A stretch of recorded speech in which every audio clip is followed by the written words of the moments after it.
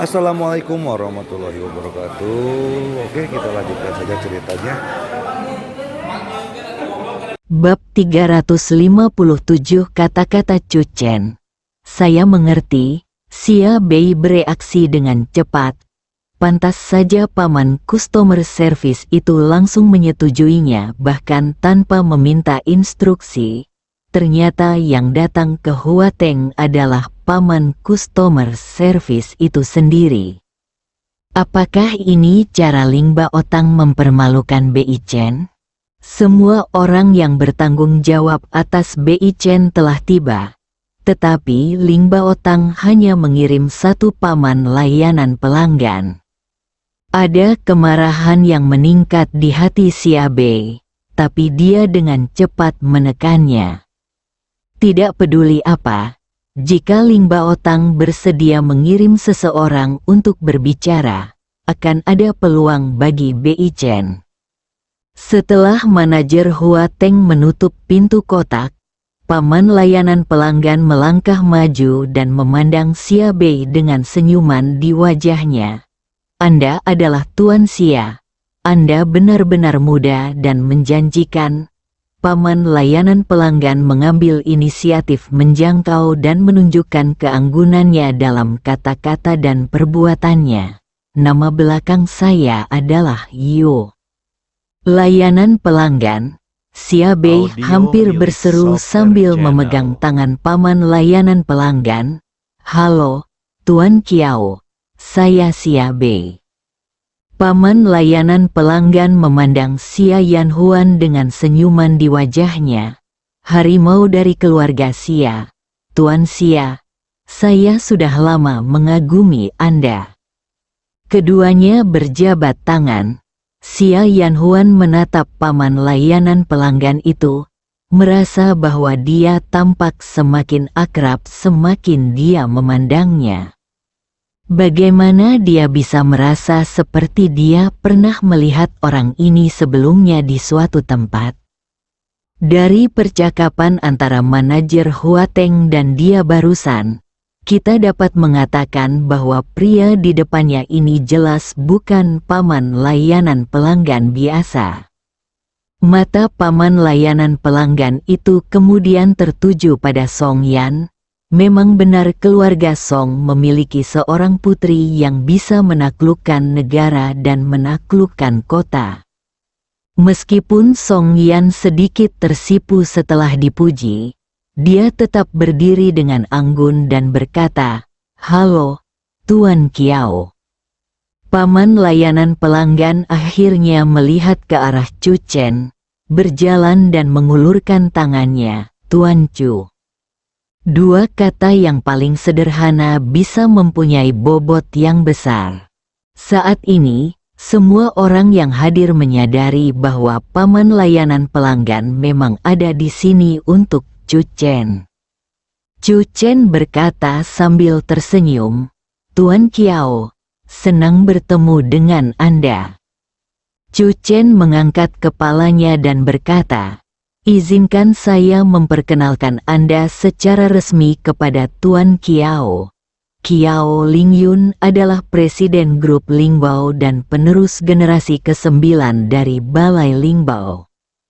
Ada keheningan sesaat di dalam kotak, mata Xia Bei hampir melotot, dan ekspresinya menjadi kusam untuk beberapa saat. Seluruh orang itu tidak bergerak seperti patung yang membatu. "Tuan Kiao, Kiao Lingyun, paman layanan pelanggan? Perusahaan mana yang mampu mempekerjakan orang hebat seperti paman layanan pelanggan mereka?" Xia Bei tidak pernah berani membayangkan bahwa panggilan yang baru saja dia lakukan berasal dari bos terbesar di Lingbao Hall. Mata Xia Yanhuan juga menunjukkan keterkejutan yang kuat. Bahkan dia bingung dengan kemunculan tiba-tiba Kiao Lingyun. Song Yan kembali sadar. Matanya bersinar karena kegembiraan, dan dia menatap Chu Chen. Ini adalah langkah Chu Chen selanjutnya. Pantas saja dia selalu percaya diri dan tidak khawatir sama sekali. Jika dia dan Kiao Lingyun benar-benar memiliki hubungan, taruhan Chu Chen tidak akan terkalahkan hanya dengan perkataan Kiao Lingyun. Namun, meskipun Kiao Lingyun ada di sini, dia mungkin tidak setuju untuk menandatangani kontrak dengan Bei Chen. Song Yan menekan kegembiraan di hatinya, tapi jauh di lubuk hatinya dia memiliki banyak harapan. Tuan Kiao, duduk dan ngobrol. Chu Chen memberi isyarat kepada Kiao Lingyun untuk duduk. Jangan panggil aku Tuan Kiao. Kiao Lingyun duduk dan berkata berulang kali. Laki-laki saya tahu bahwa saya akan datang menemui Anda. Jadi dia terus berteriak untuk datang. Tetapi kakinya benar-benar tidak nyaman sekarang. Jika saya punya waktu dalam 2 hari, saya akan pergi menemui Tuan Kiao, kata Chu Chen sambil tersenyum. Mata Kiao Lingyun berbinar. Bagus sekali. Sebelum saya keluar, dia berulang kali memperingatkan saya agar tidak kehilangan rasa proporsional. Tuan Muda Chu, panggil saja nama saya, Lingyun. Xia Bei dan yang lainnya tercengang. Ini bukan lagi soal persahabatan antara Chu Chen dan Kiao Lingyun. Nada suara dan sikap Kiao Lingyun menunjukkan rasa hormat kepada Chu Chen. Paman Kiao, sama-sama. Chu Chen mengubah gelarnya dan langsung ke pokok permasalahan, berkata, kamu seharusnya bisa menebak mengapa kami memanggilmu. Saya khawatir kami akan merepotkanmu kali ini. Hahaha, Kiao Lingyun tersenyum. Sejujurnya, saya hanya menunggu telepon dari Anda. Tuan Chu, jangan khawatir.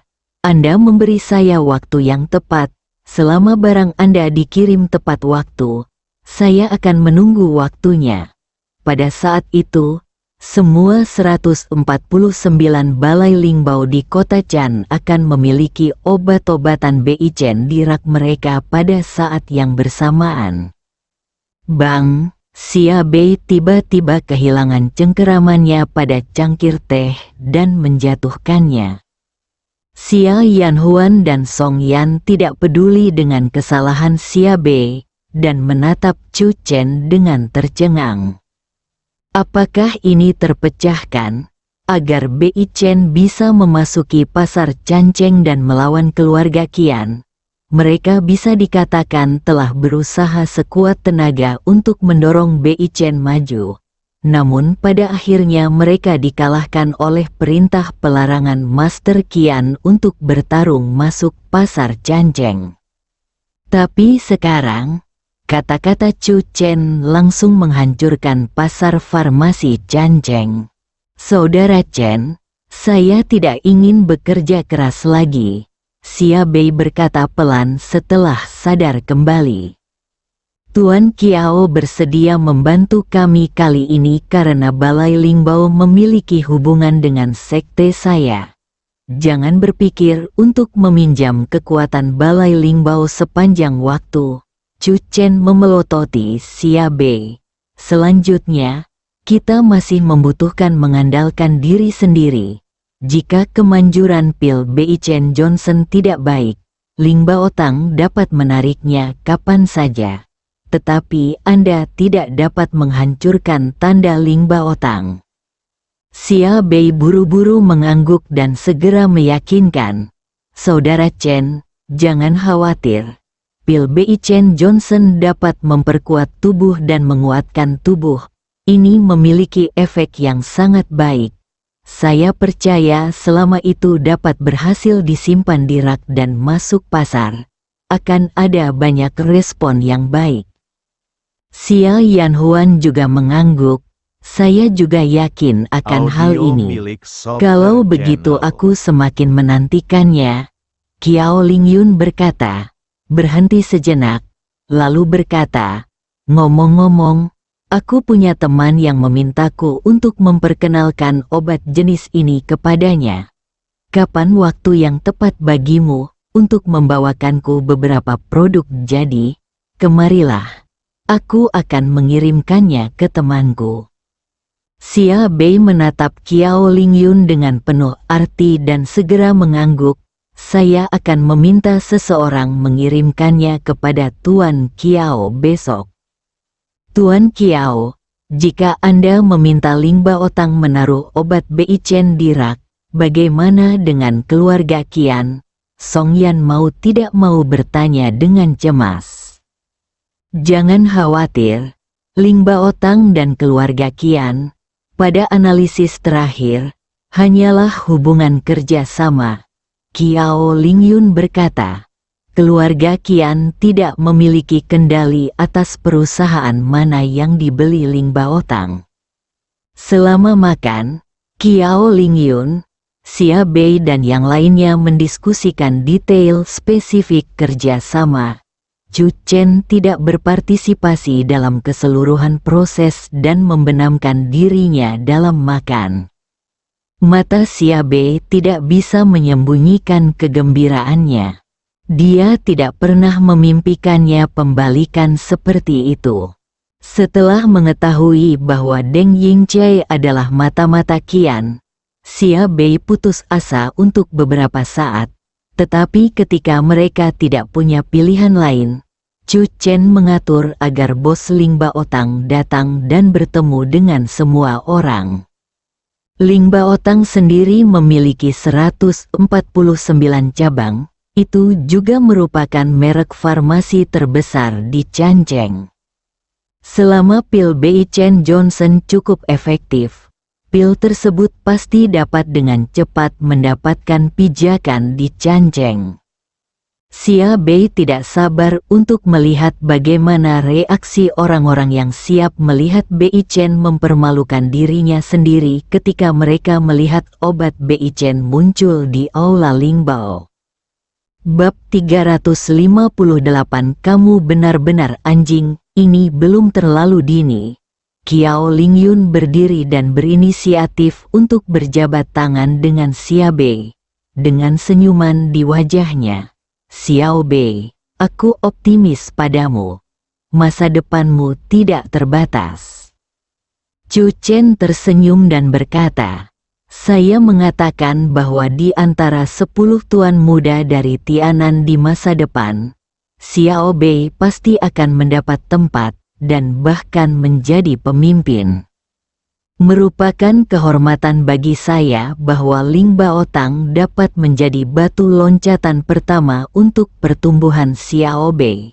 Setelah Qiao Lingyun bertukar salam dengan beberapa orang, dia mengucapkan selamat tinggal dan pergi.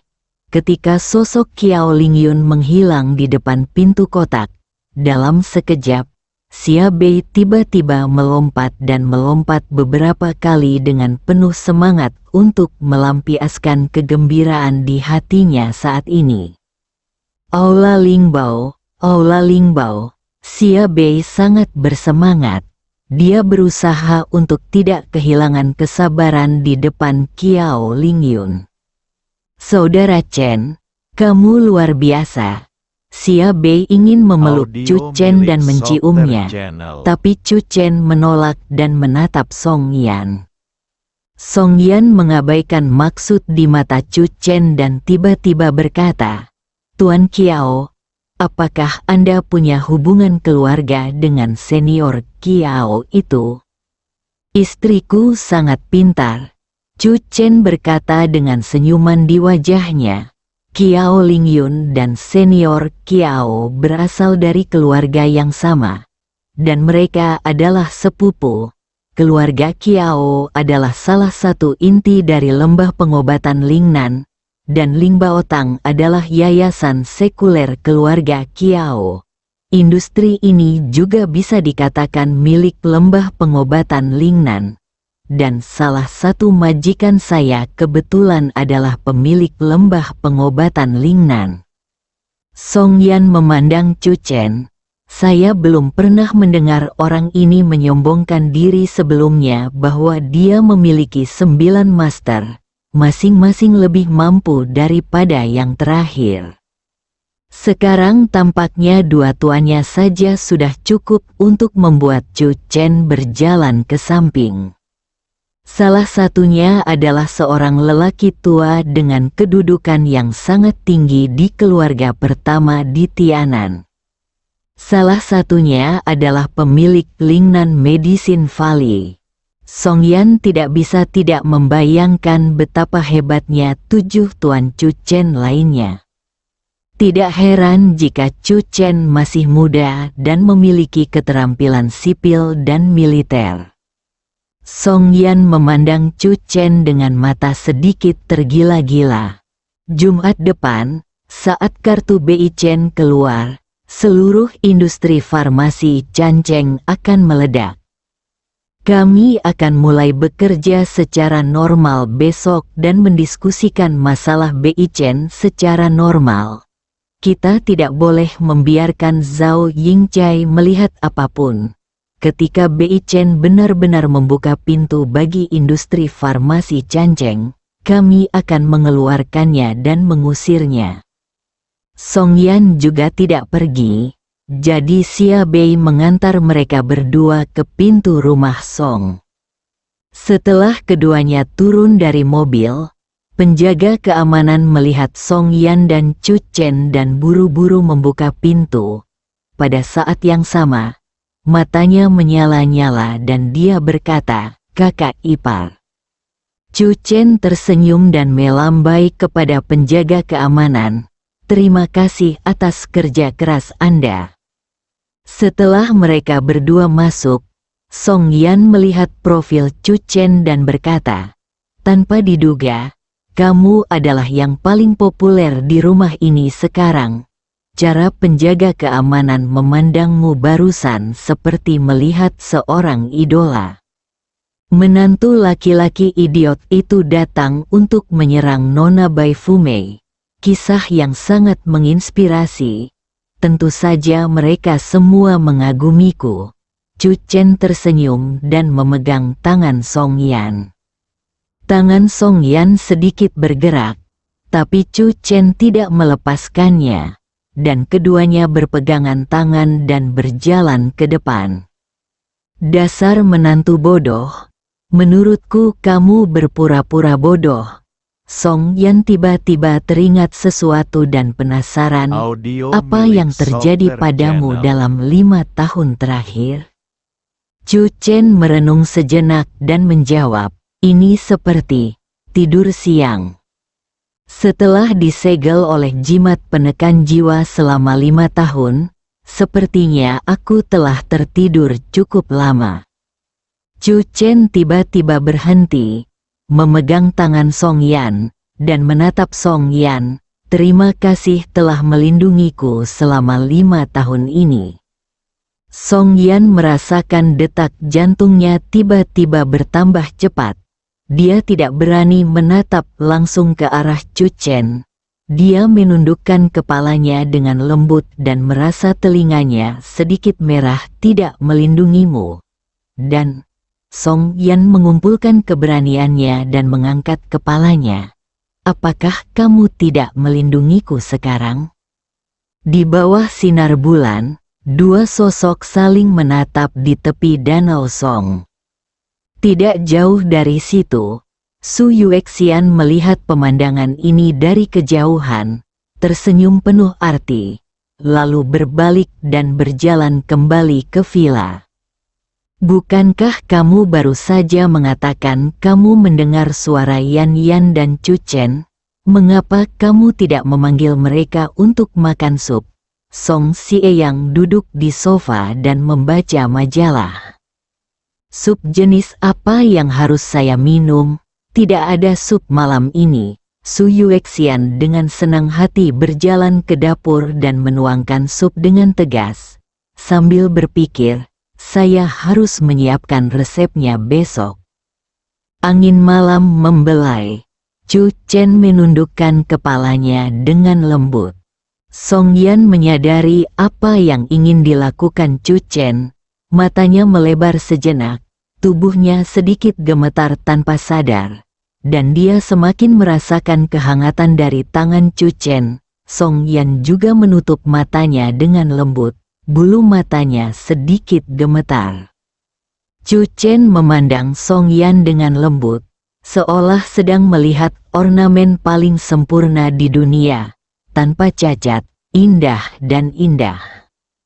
Bibirnya bersentuhan ringan, dan Song Yan merasakan sengatan listrik dalam sekejap, dan tanpa sadar dia meraih tangan Chu Chen.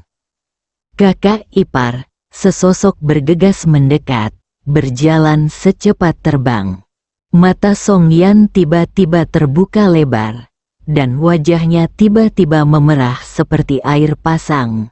Aku akan kembali dulu. Chu Chen bingung. Song Qiu berlari cepat dengan langkah panjang. Punggungnya tidak sakit dan dia kehabisan napas. Dia melirik Song Yan yang pergi dengan ekspresi bingung. Ada apa dengan kakak ketiga? Dia lari saat melihatku.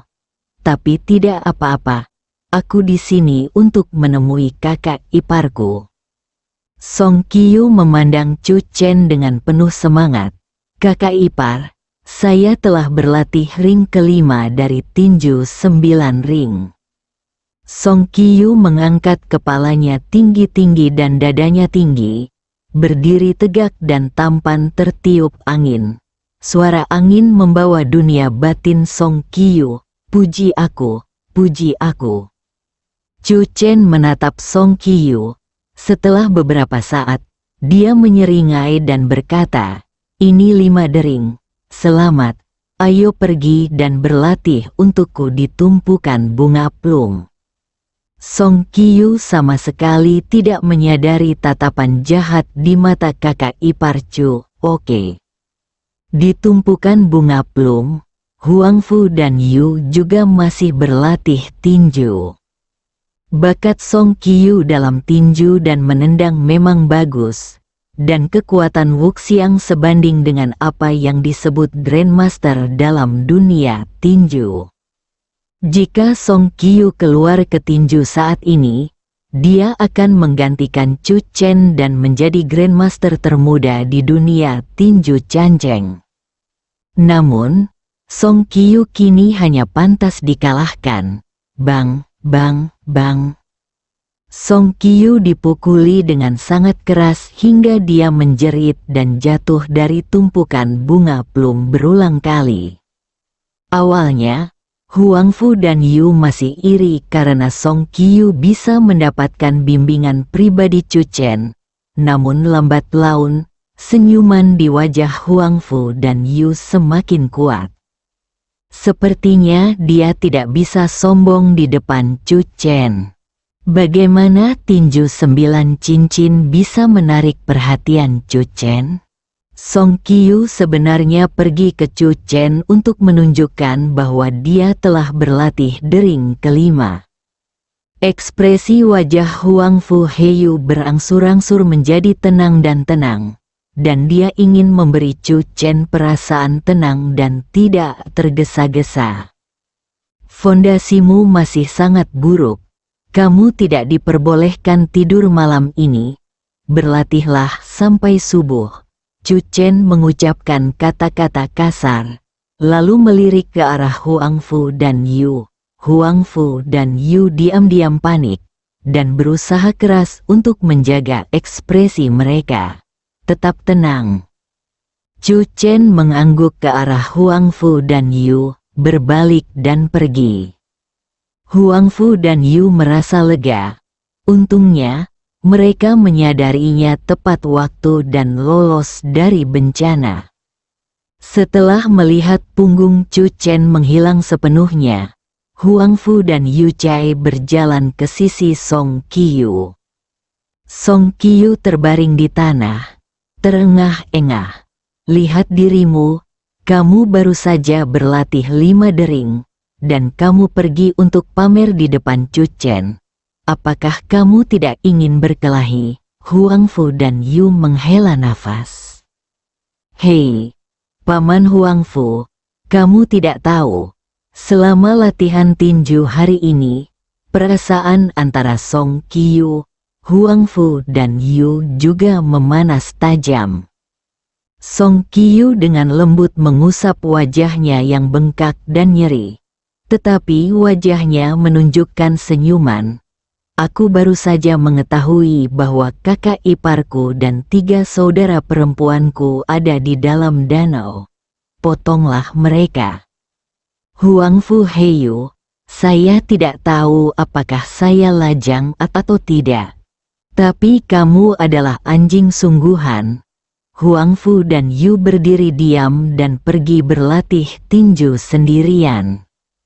Setelah Chu Chen mengulurkan tangan dan kakinya, depresi di hatinya menghilang, dan dia berjalan kembali ke villa. Tiba-tiba dia teringat bahwa dia belum makan sup malam ini. Jadi dia segera berbalik dan pergi ke villa utama keluarga Song. Begitu dia memasuki aula, dia melihat Su Yuexian duduk di sana. Di sofa.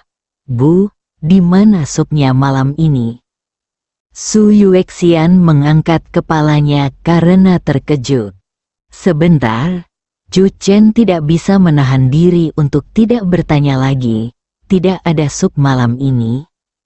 Su Yuexian sadar dan berkata, sudah hilang. Aku baru saja menggerakkan tubuhku sedikit, dan aku sedikit lapar. Aku ingin menghabiskan sup untuk mengisi kembali tubuhku. Chu Chen bergumam pada dirinya sendiri. Lupakan, aku akan kembali tidur. Chen berbalik dan berjalan keluar. Su Yuexian melirik ke arah waktu. Apakah kamu lapar sekarang? Chu Chen kembali ke ruang kerja, dan pintu Song Yan tertutup rapat.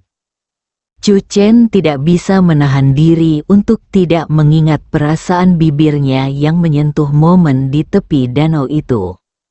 Inilah wanita yang ingin saya lindungi selama sisa hidup saya.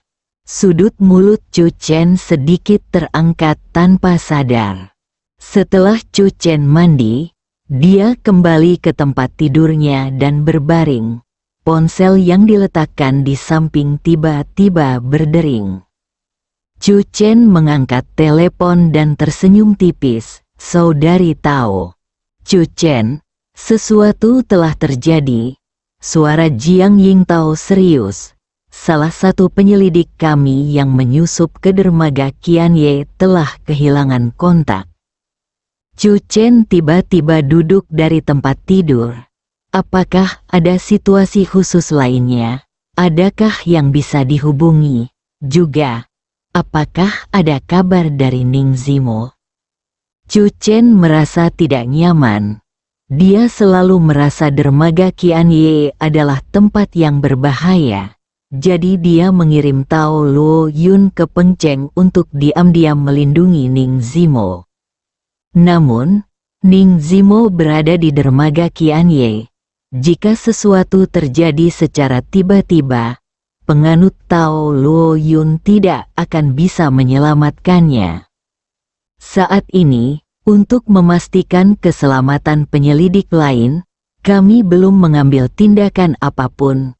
Jiang Yingtao berkata dengan sungguh-sungguh. Ning Zimo baru saja menghubungi saya dan mengatakan bahwa dia akan bertanggung jawab untuk menemukan penyelidik yang hilang.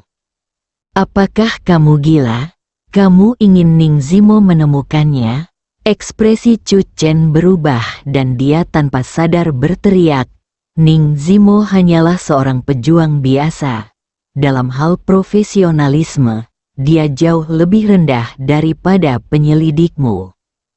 Dia memintanya atas inisiatifnya sendiri dan saya tidak bisa menghentikannya. Jiang Yingtao berkata, juga, sejak memasuki dermaga Qianye, penyelidiklah yang telah melakukan kontak dengan Ning Zimo. Mereka berdua seharusnya menjadi orangnya. Paling akrab, rasa kantuk Chu Chen telah hilang. Jika ada sesuatu yang baru, segera beritahu aku.